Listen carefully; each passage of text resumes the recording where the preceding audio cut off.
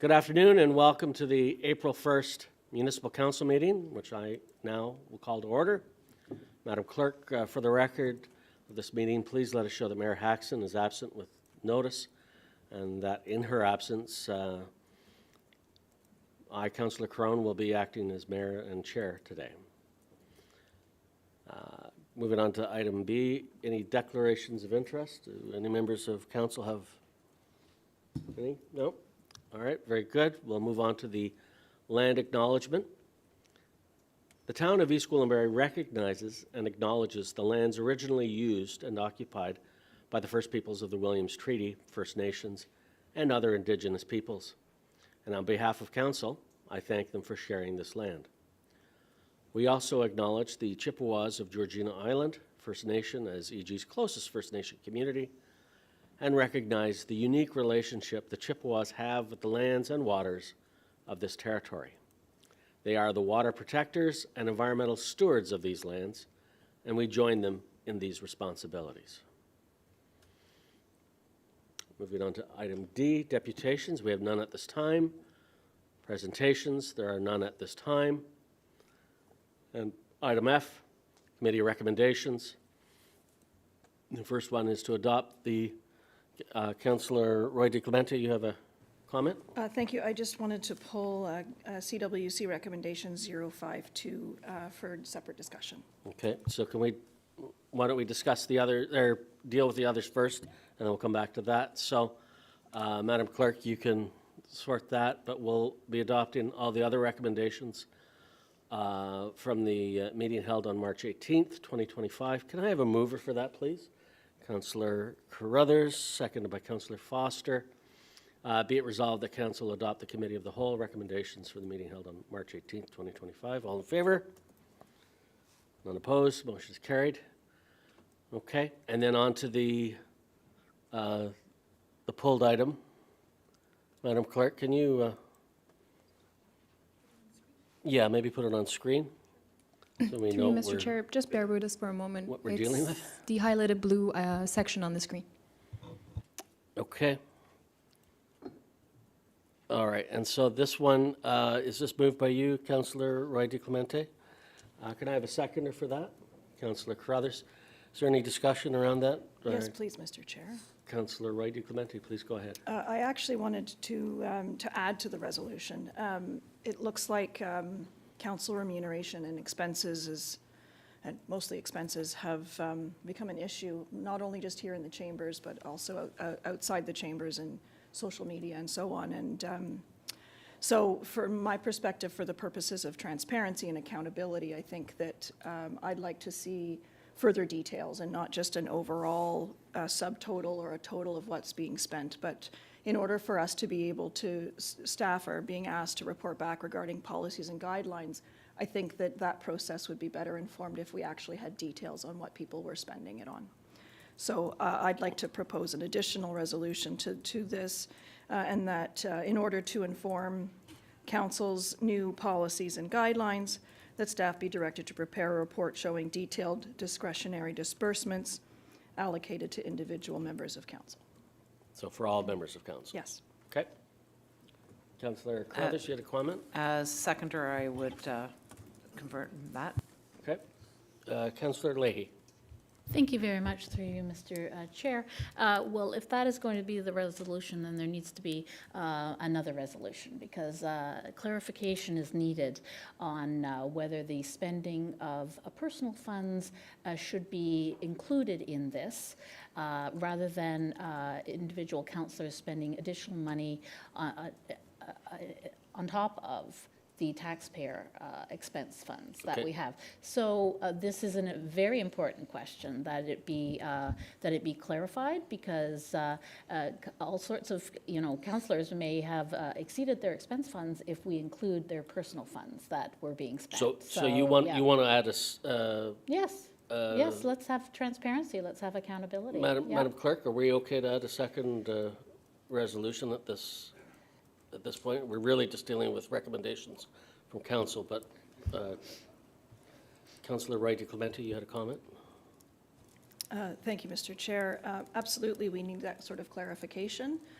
My understanding is that, and I watched the video and I read the reports, my understanding was that committee asked staff to report back on policies and guidelines, and I would, as I asked our integrity commissioner earlier this year to clarify what election activity would be, how you would define election activity and the use of personal funds at that time, I would expect that that would also be played into this whole process. So in order to start that discussion, you need to know what are councillors spending their money on. I actually went back 15 years for my expenses, and I have never spent more than $2,000. And I have been to conferences. I've done the job for 15 years. My average expenditure is $776. So I'd like to know what my colleagues are spending it on, and so that I can help guide how we can actually do this job effectively without billing the taxpayer, going over budget, or using our personal funds. All of the above. Thank you. Okay. Councillor Leahy? One further point that came up at the last meeting as well was in the last budget, despite comments that I made when the budget was slashed for the expense funds to only $500 per year for this year, for each councillor, in terms of communications and et cetera, that was a slash of 80%. And so I too would like clarification how I'm supposed to communicate with my residents on a budget of $500. And so, and if there are members of council who are spending their own personal money beyond that $500, that needs to be taken into consideration, because I have not spent one penny yet this year because of the fact that I don't know how I can do my job within $500. So I think there are lots of important points that require clarification as soon as possible. And the acting mayor himself said in that meeting that you felt that it might have to be tweaked.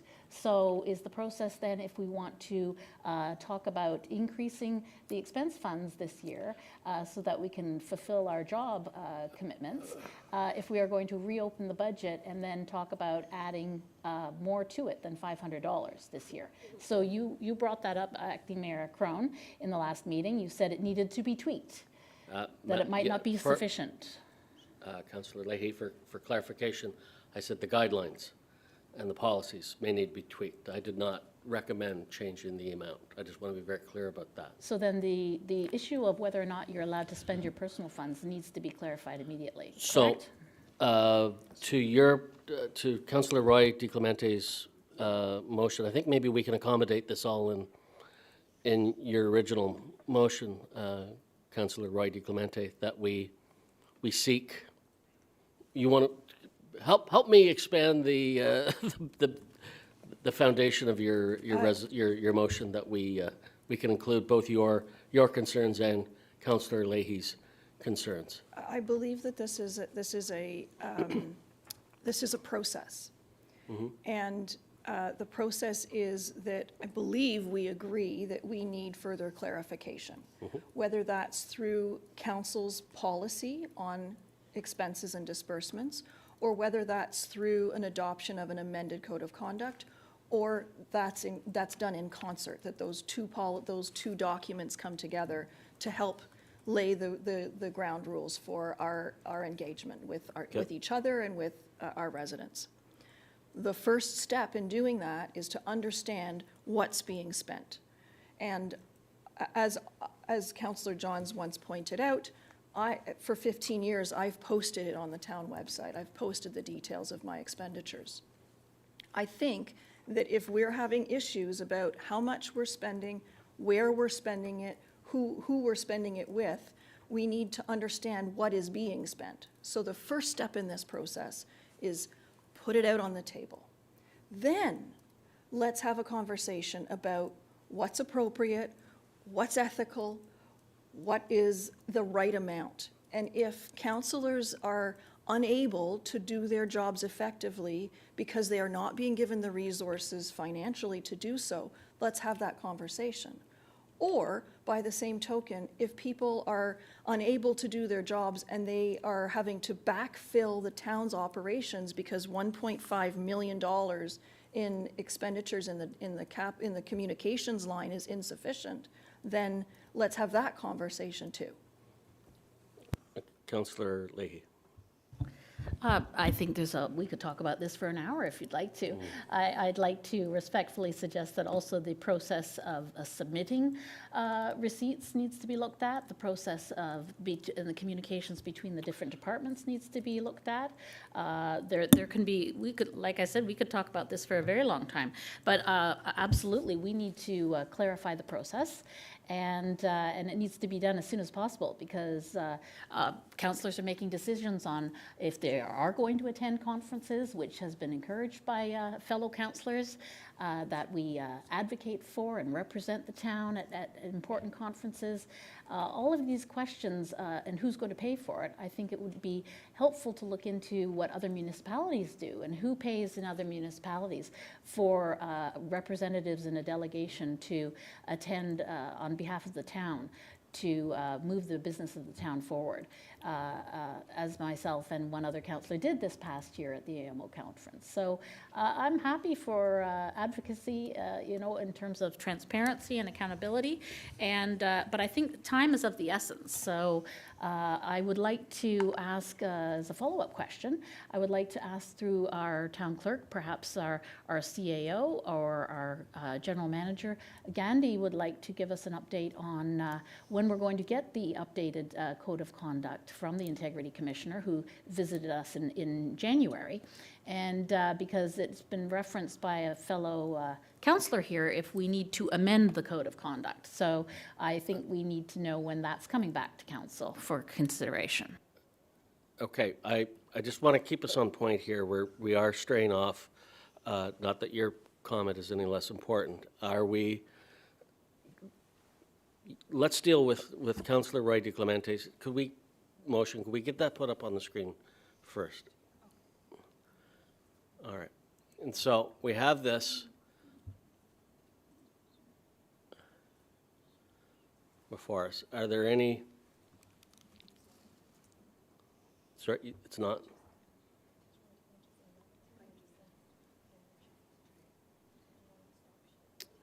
Okay, we're having some edits being done.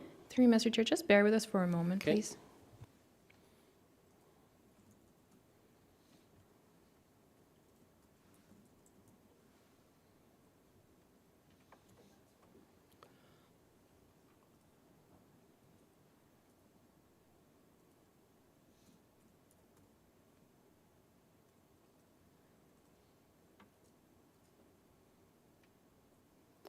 All right. Are we? So This through- is the latest?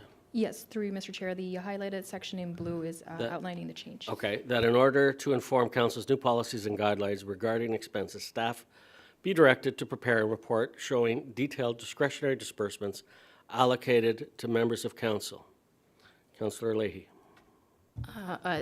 And are we going to add the other points that I raised What in would- terms of? What would you like to see? Well, the very important point of whether or not the limit is the expenses that are provided by taxpayers, and if councillors are allowed to spend their own personal funds beyond that because you want to see where all of the expenses went, where all of the taxpayer dollars went. But if there are councillors who are choosing to opt out of the system and then thereby using their own personal funds, there is an uneven playing field created in terms of performing our jobs. So I would like that clarification to include. Okay, so may I make a suggestion that in order to inform council's new policies and guidelines regarding expenses, we could say in I don't know, Madam Clerk, say both personal and town Yes, provided? yes. Does that? Well, absolutely. That is a very necessary question because Sorry. we are voting on submitting the finance memorandum. Point of order. We have a motion on the floor. If someone wants to add to that motion, then they can make a motion to amend. So if you're suggesting an amendment, then put your amendment on the floor and let's vote on it, and then let's move on. It is my understanding that the Municipal Act does not say what you can use your own personal funds for.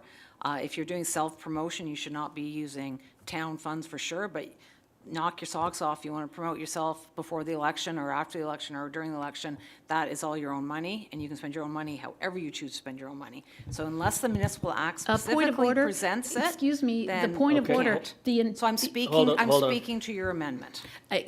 There is a, through Are you you done? acting, Okay, through you go ahead. acting mayor, through you acting Mayor Crone, a point of order.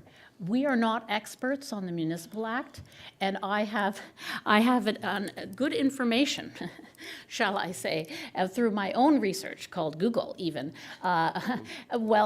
You are not allowed to spread misinformation. We need clarity from an authority, and fellow councillors are not an authority. We need clarity from an authority on the rules around spending one's own personal money in doing their job. Okay, And let's, so we need clarity on that. I And so don't, I don't a appreciate councillor- being accused of spreading misinformation. Well, I'm not but you spreading are. misinformation. okay, But order. you are. Right now, let's not let this get personal.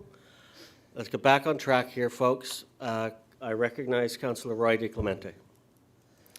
Thank you, Mr. Chair. I absolutely agree with my colleague that we need clarification regarding the carrying out of one's duties as a councillor and the use of personal funds. We absolutely need that clarification, but this resolution is not trying to address that.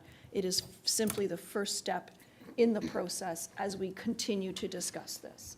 Absolutely, we've had discussions here in the chamber during the budget process that there were funds being used for website design. We've had members of committee say, or members of council say that they had used personal dollars. We need to discuss that. And this resolution is simply saying, we absolutely need to have that conversation, and let's get some more information.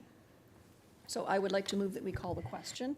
I absolutely agree with Councillor Leahy that we need that clarification, but now is not the time. Okay, so the question has been called. We need two-thirds. All those in favor of calling the question? 1, 2, 3, 4. Okay. Question's been called. All those in favor? Okay, it's carried. Councillor Leahy.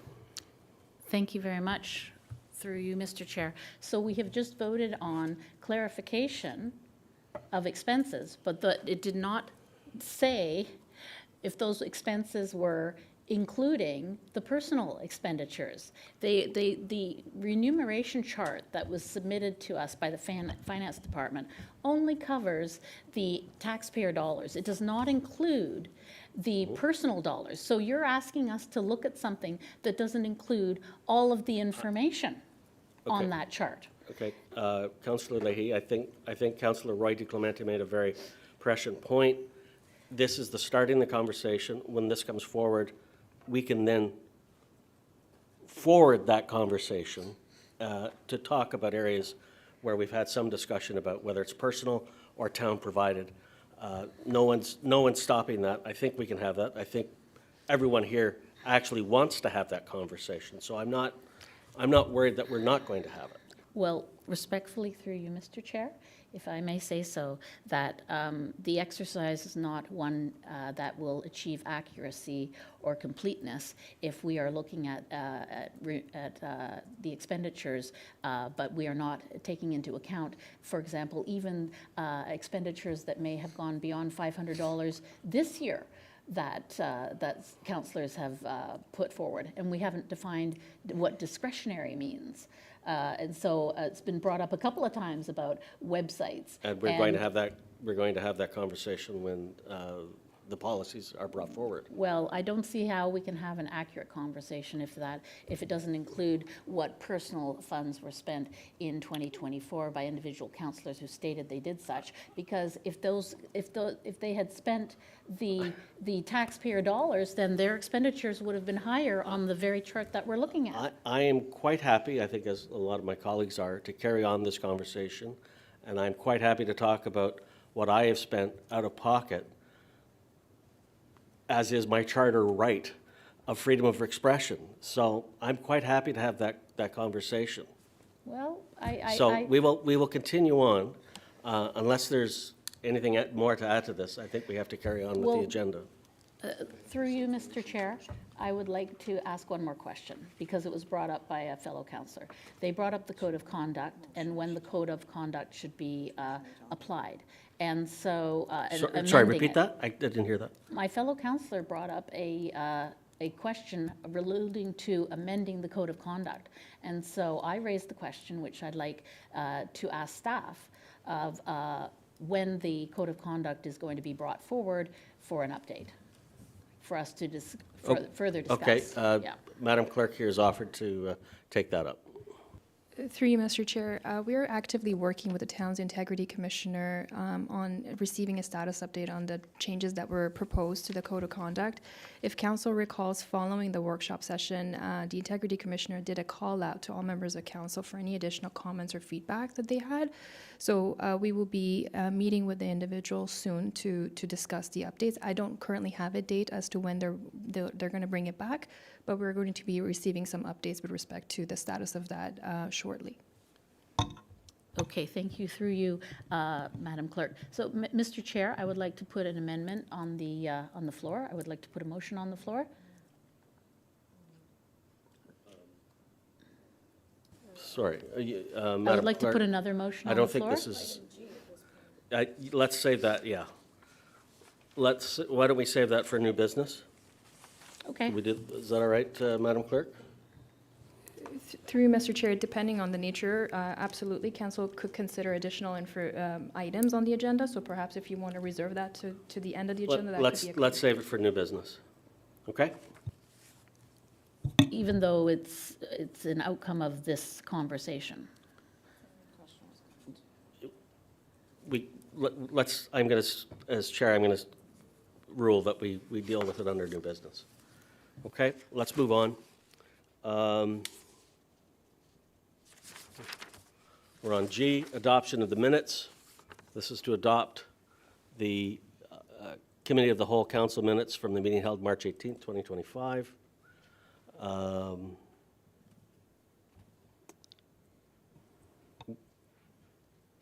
Be it resolved, the council adopt the council minutes for the meeting held March 18th, 2025. Are we on the right?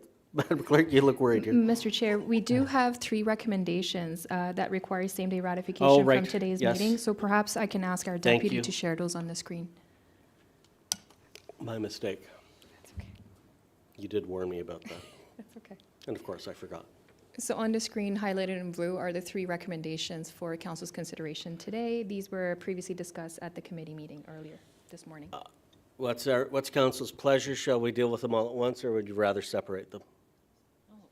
All right, Councillor Roy De Clemente has asked that we separate them. Which ones would you like? I think given the high-value dollar amounts on these, that it would be appropriate for us to have recorded votes. Okay, Please and thank you. so we have a request for recorded votes on all of them? Well, I don't think the volunteer award requires a recorded vote. That was Okay. pretty unanimous. I'm just looking at the screen as they're scrolling by. I recall that we had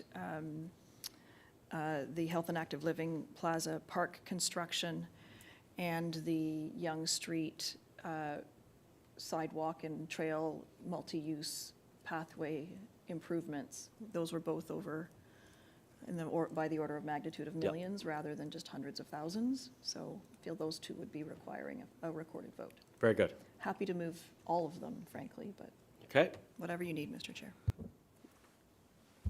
moved by Councillor Roy De Clemente. The seconder for the first one, Councillor Carruthers. And it's a recorded vote. I'll let you take over, Madam Clerk. Oh, sorry, volunteer. All those in favor? Carried. The next one, moved by Councillor Roy De Clemente, seconded by Councillor Foster. And that's recorded. Through Over you, to you. Mr. Chair, this item's been moved by Councillor Roy De Clemente, seconded by Councillor Foster. Councillor Roy De Clemente, how do you vote? Yes. Councillor Carruthers, how do you vote? Yes. Councillor Crone, how do you vote? Yes. Councillor Foster, how do you vote? Yes. Mayor Haxon is absent with notice. Councillor Johns, how do you vote? Yes. Councillor Leahy, how do you vote? Yes.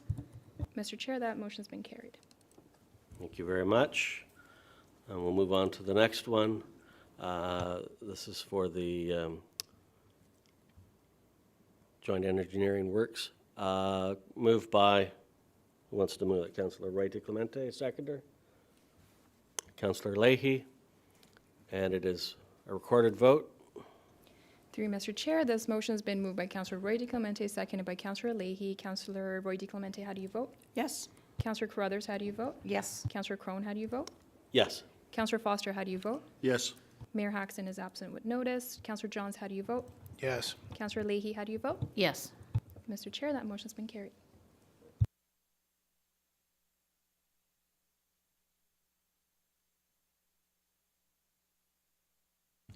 Item G1, to adopt committee of the whole minutes held on March 18th. Be it resolved that council adopt the committee of the whole minutes from the meeting held on March 18th, 2025. Can I have a mover for this, please? Councillor Johns, seconded by Councillor Foster. All those in favor? Carried. And then item 2, to adopt council minutes for the meeting held March 18th, 2025. Be it resolved that council adopt the council minutes from the meeting held on March 18th, 2025. Can I have a mover, please? Councillor Johns, seconded by Councillor Foster. All in favor? Carried. And we are now into our statutory public meeting. And this is a proposed official plan amendment for 19820 Holland Landing Road, file OPA-.25.01. I just need to read the statutory planning statement. Members of the public, this portion of the council meeting is a statutory public meeting under the Planning Act. The purpose of this meeting is to inform and obtain public input on the planning application received by the town prior to a full technical analysis being conducted by staff. No decision to approve or refuse the application will be made here tonight. Following the applicant's presentation, members of the public will be invited to offer their comments respecting the proposal. Submissions can also be made in writing to planning@eastgwillimbury.ca. If you plan to speak at this meeting, or if you wish to be notified of any future council meetings concerning this application, please complete a form located at the desk at the back of the council chambers. And now I will ask the General Manager of Development Services to introduce this application. Mr. Krubnick, over to you. Thank you very much, Mr. Acting Mayor. Through you, we have today 19820 Holland Landing Road. The application before us is an official plan amendment. Council has seen this project last year. There was an application for a zoning bylaw amendment, and as well as, I believe, a public meeting that was held for that zoning bylaw amendment. Since that time, there have been some changes to the application in terms of the uses on site, and they have necessitated the need, therefore, for an official plan amendment for this site, seeking to redesignate the site from prestige employment area, natural heritage systems, to community commercial within the town's official plan. As we mentioned in the opening statements, there will be no decision of council made today, but however, there will be a future report coming to council with a recommendation on this file. Today with me, I'm also joined by the applicant as well as their planning representative, Mr. Dan Stone, who will be making a presentation to council here today. Thank you.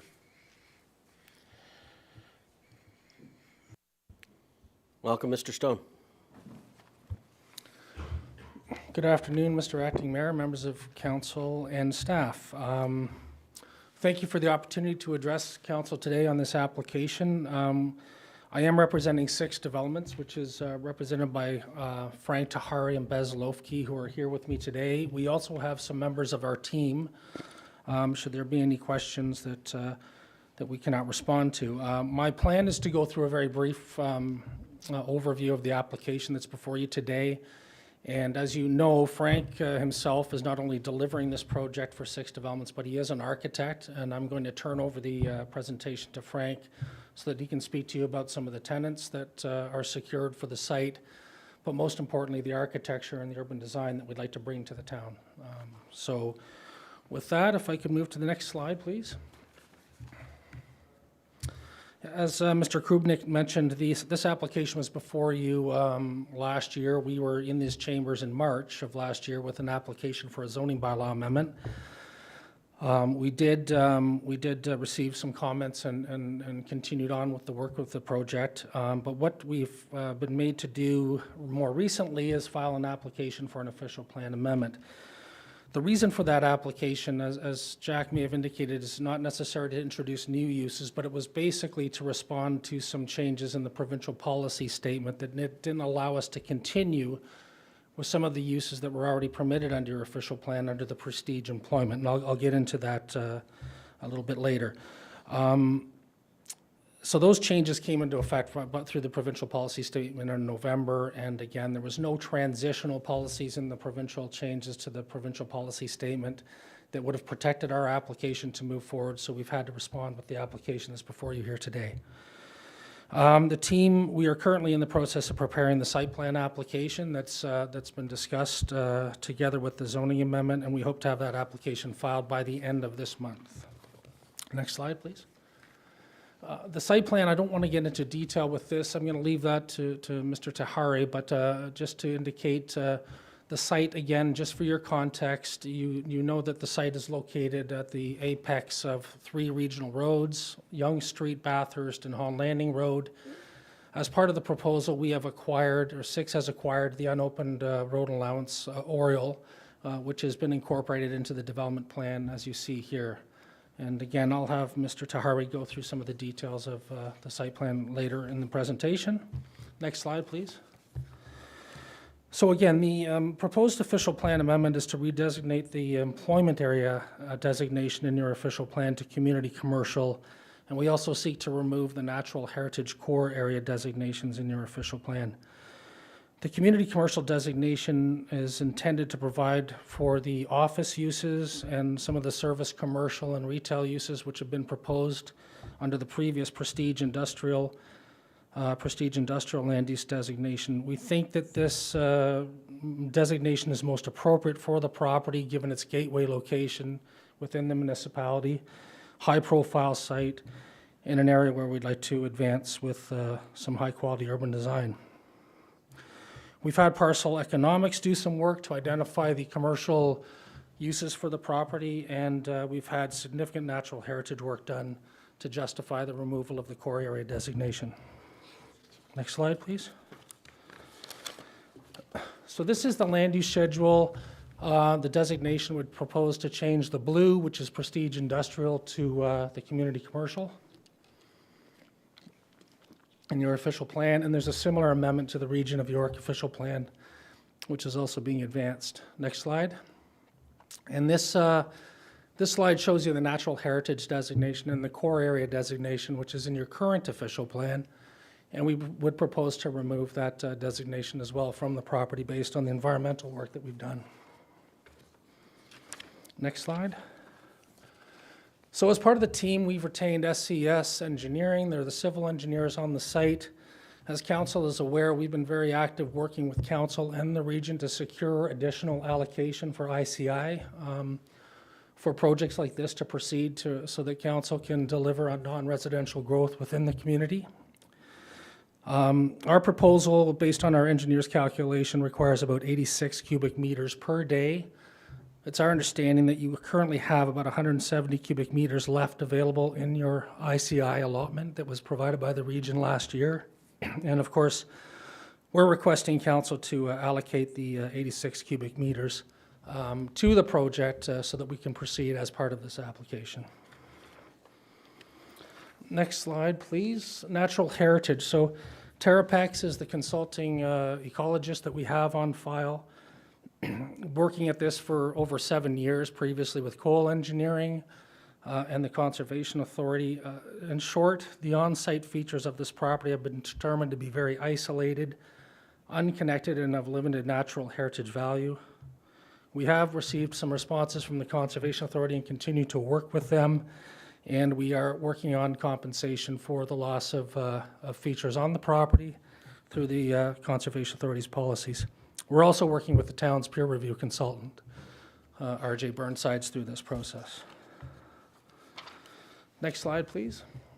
Next Trans is the traffic engineer we have on the project file. We heard a year ago something that we know and we knew previously going into this project, that we're dealing with a very awkward intersection within the region. Next Trans has been working diligently with the region. Our team has had significant meetings with the region of York over the last year, and we think we've got things moving in the right direction with the region's support. As I mentioned, all 3 roads are Region of York roads under their jurisdiction. Right now, the site access consists of a right-in, right-out to Yonge Street, a right-in, right-out to Holland Landing Road, and we propose to use a full movements entrance to be shared with Carling Propane, generally where the Oriole Road allowance is located. And again, the Region of York has indicated no objection to this arrangement. Of course, through the site plan application, we have to file a detailed TIS or traffic information study that will provide the support for this arrangement. So that is just a snapshot of some of the team members and the work that we've done on the engineering, the civil side, the servicing side, the ecological side in terms of natural heritage matters, and most importantly, the transportation side. We've been listening to the concerns raised by this council and staff and the public, and I think we've moved along to a point where the application is ready to move forward. Again, the official plan amendment application in front of you is primarily dealing with land use because of the provincial policy statement, basically removing office and other commercial uses from the permissions that were already in place. So we're really caught off guard with that particular change. But as I mentioned, the province didn't provide transition for us, so we really felt that it was a difficult situation we are in, but we brought this application forward to correct that. And yeah, we hope to move forward. I'll now turn it over to Frank. Next slide. Next slide is a bit of an aerial view of the site plan in its current state. And I'll ask Frank to come up to the podium. He can walk through some of the urban design and the users we have. Thank you. Good afternoon, Mr. Chair and council members and the town staff. So I'm Frank Tahiri, as Dan mentioned, and essentially I wanted to walk you guys through this site. Essentially, this is a gateway site. It's located at a very important intersection for the town. The official plan recognizes it as a gateway as well, and we wanted to make sure we're delivering something that fits that definition. We wanted to be that spark that this area requires in order to be redeveloped. That's why urban design, accessibility, sustainability were all in our mind while designing this specific, I would say, intersection. As part of this design, as I mentioned earlier, we wanted to make sure that the site is pedestrian friendly. So we looked at the grades around the site. We are raising the site to Yonge Street level. Essentially, Yonge Street is at a higher base point compared to where the site is situated right now. And Holland Landing is a little bit lower from Yonge Street, so there's a lot of grade changes around this site. We're utilizing that as best as we can in order to make sure the buildings are at grade with the street. They're not sitting below the street level. You kind of see that a little bit further south on northeast of Yonge and Green Lane, where the plaza is situated completely below the street and it's more or less inaccessible and not visibly correct. That's one of the items. The next item that we tried to tackle through the design of this plaza was making sure we are delivering it for the community. So we worked very closely with the economic department to find out what the deficiencies of services of needed spaces in the area is, and we try to tailor this specific location to those specific needs. One of the major items that's missing in this area is essentially medical services. The other item is grocery and essentially service-oriented development. We've been seeing a lot of residential development going on in this area. However, a significant lack of commercial development, which does include retail, services, offices, and medical spaces. Our primary goal here in this plaza is to bring on as much as possible of medical services, which we see is missing, while providing some ancillary support, such as financial institutions, such as personal services. Obviously, the demand has to be there, and we have to make sure there's interest from potential proponents. We do have two main anchor tenants in this space. That being said, it's McDonald's and Shoppers. The deals with them are more or less finalized. We do have LOI signs, almost the leases are signed, and we anticipate them to be occupying the site. If we go to the next slide. As mentioned earlier, the urban design has been a key factor for our team, making sure this is not just another plaza, another brick and mortar building. We wanted to make sure that we're creating an impact, creating that gateway feel, kind of representing East Gwillimbury in that intersection. It's an important intersection where, in our opinion, you're kind of in a junction where King City, Bradford, East Gwillimbury, and Newmarket meet. And there's a lot of traffic going around this location. We are going to be working on signage on this specific building further on during site plan application. We are trying to incorporate a digital sign for the town directly on the corner of Bathurst and Highway 11, which would be controlled by the town for advertising purposes. Obviously, this is subject to Region and Ministry of Transportation approval, but that would give a signage to the town which could promote events that are happening in the city, plans that are going on in the city that typically is a standard, essentially installed static sign. So that's something that we're running in the background. If you go to the next slide. As part of this design, community was in the back of our head. And what we did here was we created an outdoor communal space in the junction of Yonge Street and Bathurst, where it's going to function more or less as a, I would call it a mini park, not a true park, but a mini park where people could sit and kind of enjoy the outdoors. At the same time, in the interior of the building, we've created a bigger than normal atrium where it's going to function as temporal uses for the community. These could be hosting art galleries, this could be hosting exhibitions. It's not a huge space, it's around 4,500 square feet, but it's ample enough to host essentially community-tailored services. And I think these are the two unique features that really separates this proposal from a typical plaza. With regards to uses, as mentioned earlier, our primary focus is medical. We are trying to work with different approval authorities to see if a daycare is a possibility here. There is a significant lack of daycare in the area, and obviously the other services that I mentioned earlier. If you go to the next slide,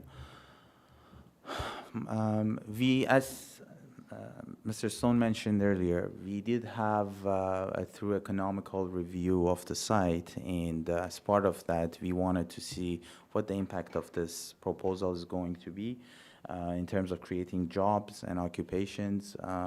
As it stands, it's providing around 285 jobs in this location, And essentially, financially, as you can see, there's a $5 million of development fees divided between the region and the city, and about $430 of taxes on a yearly basis. If you go to the next slide. Timelines are key in this project for us because we basically have the anchor tenants who have been reviewing the site with us quite thoroughly, and they're one of the first major corporates that are coming to the area. So it's a key factor for us to making sure we are trying to meet those timelines. Obviously, there is timelines that the city and the staff require to review these, which are not fully in our control, but we are really trying our best to work with the town staff to kind of help them expedite their reviews, and they've been pretty much very helpful in reviewing this file and helping us move forward. If you go to the next slide. So, as Dan mentioned earlier, this specific file, the OPA that we are being proposed, it's simply because of the change in the new PPS. Our uses are more or less similar to what it was proposed previously. The major difference is that the gas station is removed from the site. The car wash is removed. The car wash was quite heavy on the use of the sewage allocation, so we remove that. It helps the traffic and the movements on the site and around the site, and replaced it with a much needed essentially anchor, which is Shoppers. I would like to mention something that's not reflected on this specific presentation, which was completed last Friday, was the acquisition of a property to the south of this property, which is a triangle that was owned by the region, which helps improve the flow of traffic. We went over and beyond to see what we can do to improve the traffic around the site or have as minimal as possible of an impact. And we were able to work with the region to acquire a land to the south of the property on Yonge Street, which further pushes out the entrance to the plaza to the south, which is beneficial to the flow of the traffic on the right in, right out on Yonge Street. With that, I would like to conclude this presentation. Me and Dan are both here, as well as our transportation consultants, Richard and John. If there's any questions, we are more than happy to answer them. Thank you very much for your presentation. I guess I should have a motion to receive. Oh, okay, sorry. Are there any public comments for this? Any members of the public like to come forward? Madam Clerk, have we had anyone register? Through you, Mr. Chair, no, we have not had anyone register to virtually join or attend in person.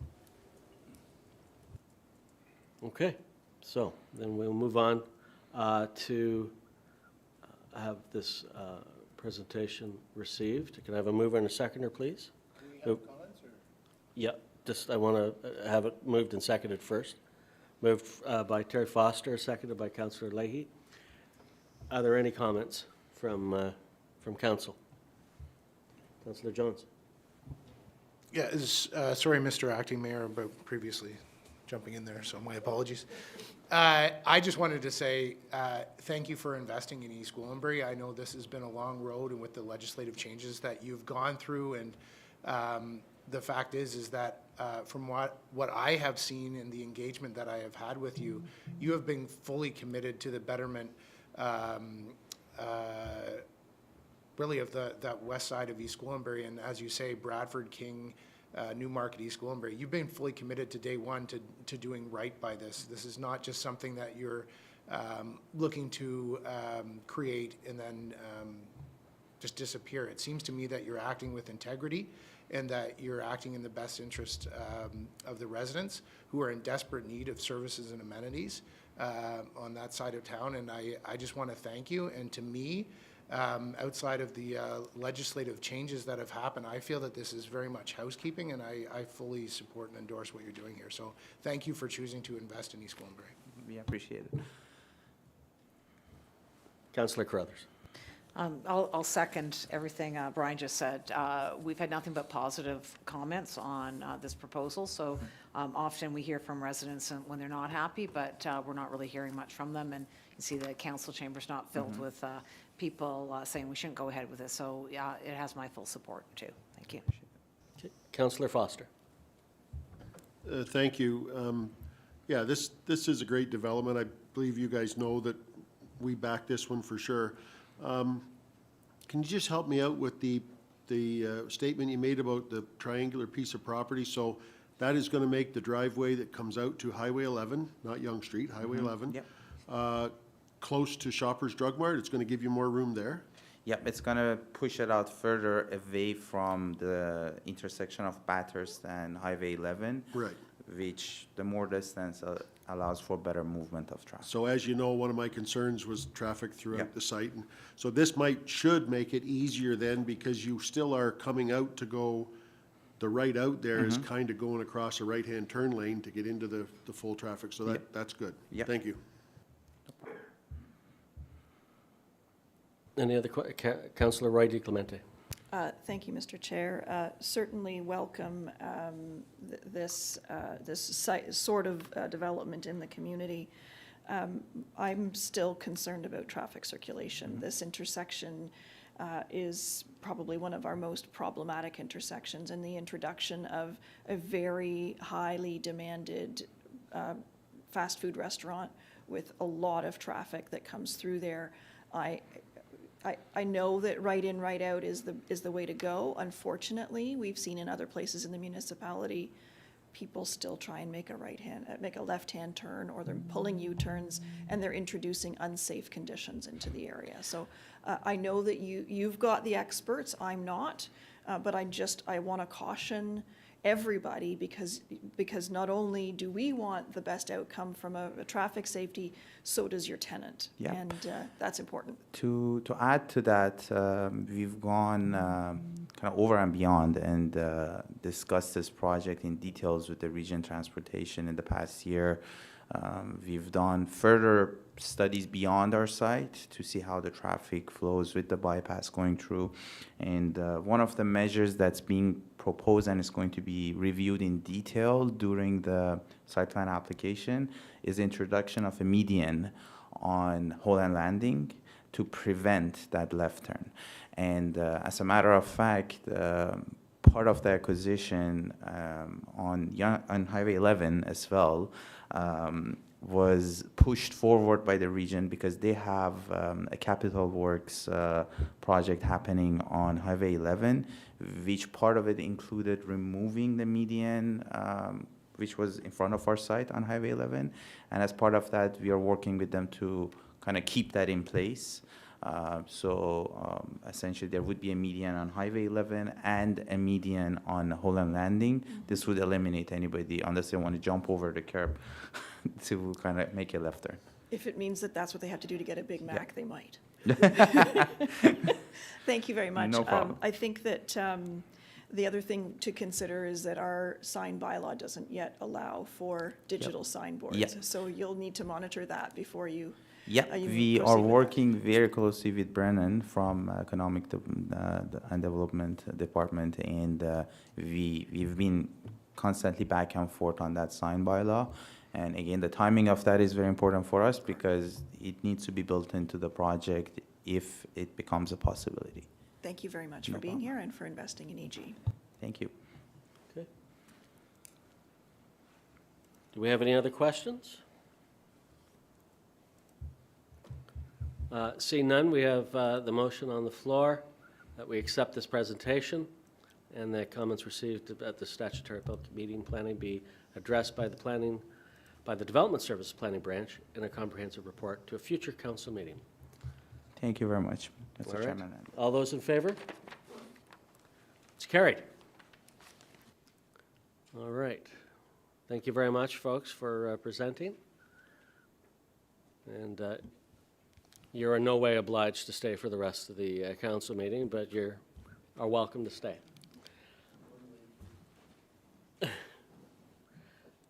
Moving on to item I, correspondence for consideration.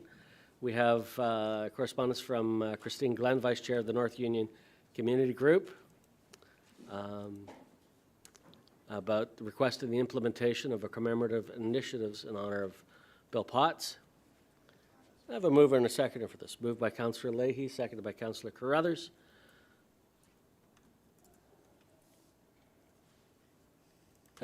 Any discussion on this? No? All those in favor? Carried. Great.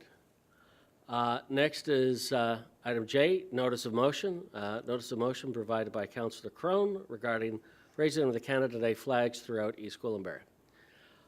Be it resolved that the notice of motion provided by Councillor Crone regarding the raising of Canada Day flags throughout East Gwillimbury be included for the agenda for a future meeting of council. So this is moved by myself, seconded by Councillor Johns. And I just wanted to give a little context to this.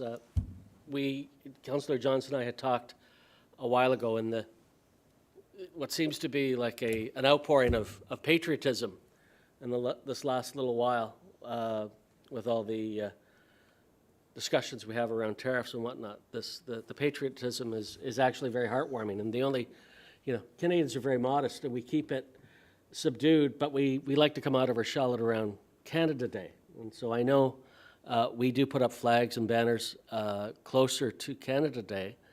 And I spoke to Mr. Carmazin about this, and we do, at this time of the year, we would actually start putting up spring flags.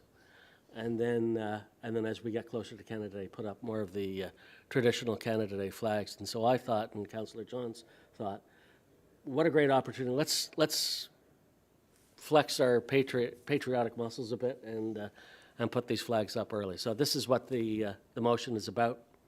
And Councillor Ray DiClemente, you have a comment to add. Thank you. I was a little confused when I saw the notice of motion, because I know we have a flag policy and I know we fly Canada flags at all facilities, but essentially what the motion is to ask staff to put the Canada Day stuff out earlier than regular. Okay. Then do we need a notice of motion, Madam Clerk, or can we simply waive procedure and give that direction to staff? Through you, Mr. Chair, that's really up to council. You could always waive the rules of procedure to provide that direction to staff now. I believe, Councillor Crone, you had a bit more of a rationale described in the notice of motion, so I'm not sure if that's something that you wanted. No, I think we've hit to the heart of it. So are you making a motion to waive procedure? The seconder? Seconded by Councillor Carruthers. All those in favor? Okay, carried. So this has been moved and seconded now by Councillor Johns and myself. Is council ready to accept this? Any discussion? Can we clarify that it's just to direct staff to Correct. put the flags up? I mean, Yeah. because right now it's saying that we're going to fly flags at our facilities. We already do. Yeah, no, this is more of the Canada Day branded, and Mr. Carmazin knows what I'm talking about. Okay, but the resolution doesn't. Yeah.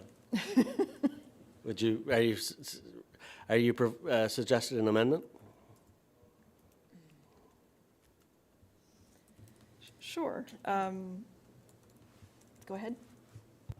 It says Canada Day flags, so I think that it's the Canada Day flags. It's the day is carrying a lot of weight there. It's not just about Canada flags, so the Canada Day flags. So I think it's embedded in there. Okay. Councillor Leahy, you had a comment? I had a question for clarification. Go ahead. So every day we should celebrate Canada. 100%. That should go without saying, but we don't know how long this is going to go on for. After Canada Day officially happens on July 1st, are we going to then have to bring forward a motion to take them down and put something else up, or are these being put up indefinitely until what date? Good question, Mr. Carmazin. When would you normally take the Canada Day flags down and banners, et cetera? Through you, Mr. Acting Mayor, to my knowledge, we have fall banners that we put up, and then and then holiday banners as well for the winter holiday season. So typically we would take down the, at the end of the summer, we'd take down the Canada Day flags and put up the fall flags. Well, or fall banners, I should say. Okay, my motion was really just to step up the installation of them. I don't see a need to interfere with the fall flags or the holiday flags. Councillor Johns? Yeah, through you, Mr. Acting Mayor, the way that I read the motion is that we are directing to get our Canada Day flags up now, to be able to make sure that we are demonstrating our strength and patriotism at this challenging time. And Councillor Leahy, I'm not interested in discussing when we're taking them down at this point. Today's April 1st. When that time comes, I would be happy to have this council discuss when we're looking to take them down again. But as I sit here on this dais right now, I am not interested in discussing or supporting removing Canada Day flags. Thank you. Councillor Foster, then Councillor Roy DeClement. Just a comment, what's wrong with this also encouraging our residents to fly the Canadian flag? Is that something that we should have in here? Oh, And we don't care what time of year it is, just fly the flag. I like that. Yeah, let's, Madam Clerk, can we just throw in there something that we encourage all residents to fly the flag? Councillor Roy DeClemente, you have a question or comment? Just, if I'm not mistaken, I believe the flags are already up right now, are they not? And quite frankly, this is also an operational matter. So let's just move this on and let staff do their jobs. Okay, let's call the vote. All those in favor? Carried. Thank you very much for your entertaining that one, folks. Okay, now we're on to reports, legal and legislative services memo, bylaw to dedicate certain lands as public highway to provide legal access, Queensville Phase 5.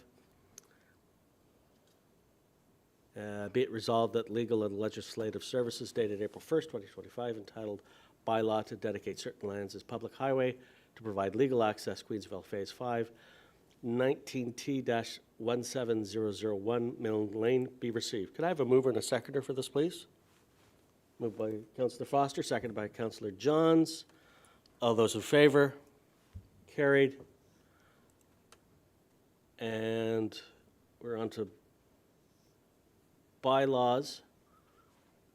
Madam Clerk, do we have any new? Are these the ones? We're good? Okay. Bylaw 2025-021 being a bylaw to name and dedicate certain lands as public highway in relation to item K.1.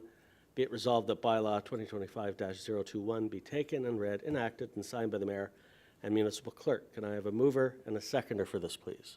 Moved by Councillor Foster, seconded by Councillor Johns. All those in favor? Carried.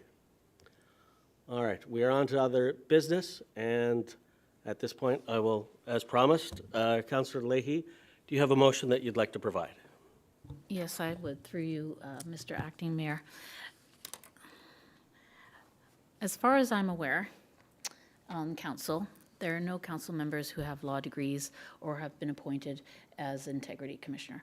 When I asked my questions previously with regard to clarification on the spending of personal money versus taxpayer dollars and whether or not spending personal money is allowed in addition to the taxpayer funds that are provided to us, I was seeking an answer from our professional staff and from our unbiased, objective resource of the integrity commissioner. So I would like to put forward a motion that states that the town solicitor, in conjunction with the integrity commissioner, reports back to council as soon as possible, ideally at the next meeting if possible, to answer the question of the use of personal funds and whether it is allowed or not.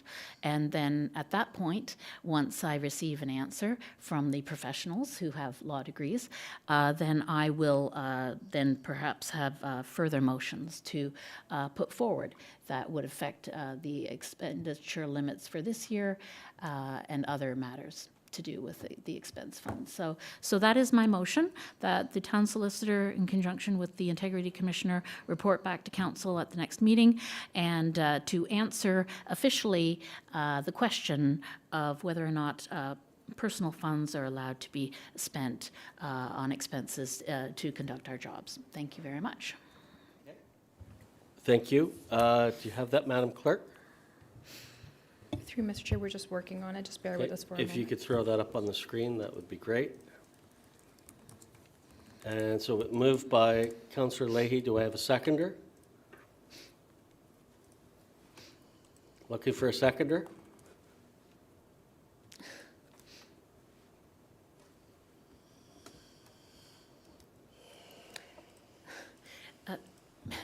Can I make an appeal? Because this is critical to the democratic process. This is a critical matter to the democratic I'm going to process. indulge you one quick appeal. Go ahead. I'm going to withdraw my motion. I'm going to withdraw my motion right now. Thank you very much. Okay. I think we have given, if it's any consolation, I think we have given staff proper direction, what we would like to see, and I think it embodies the spirit of what you're after. And we could certainly carry this conversation on again, and as Councillor Roy de Clemente said it earlier, I think this will carry the conversation on. So I don't think it's dormant. Okay. Unless there's any other new business, I will ask that we have a confirming bylaw. Be it resolved that bylaw 2025-022, being a bylaw to confirm the proceedings of the council meeting held on April 1st, 2025, be taken as read, enacted, and signed by the mayor, municipal clerk. Could I have a mover and a seconder for that, please? Moved by Councillor Jones, seconded by Councillor Foster. All those in favor? Thank you. Carried. Now on to adjournment. We have, be it resolved that the meeting of council adjourn at 3:07 p.m. Can I have a mover and a seconder, please? Moved by Councillor Leahy, seconded by Councillor Carruthers. All those in favor? All right. We are adjourned. Thank you.